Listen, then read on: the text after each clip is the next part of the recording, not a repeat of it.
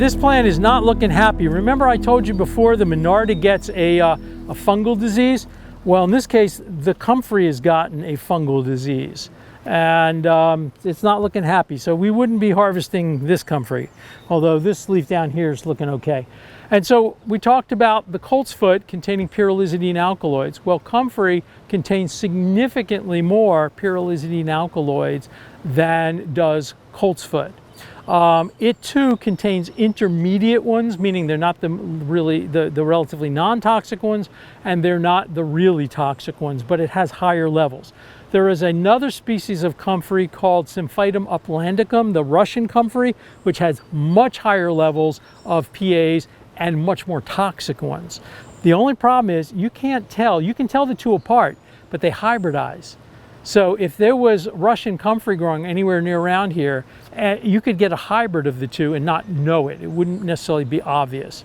What you should know is that Comfrey root contains the most pyrrolizidine alkaloids, the young leaves have the next highest amount, and the mature leaves have the least. So if you were going to use Comfrey, and I still use Comfrey topically in ointments and salves for, you know, bruises, sprains. I've even seen Comfrey work for things that it shouldn't theoretically work for, like fractures. Topical use. Don't ask me, it doesn't make any sense physiologically, but I've seen it work. Nevertheless, internally, I tend not to use Comfrey that much anymore internally. And if I was going to use it, I would use a tea, not a tincture, of the dried, mature leaves for short periods of time. But where Comfrey was mostly used was things like gastric ulcers and, you know, irritable bowel disease, things like that. Those aren't short-term treatments. Those aren't things you're doing for a couple weeks.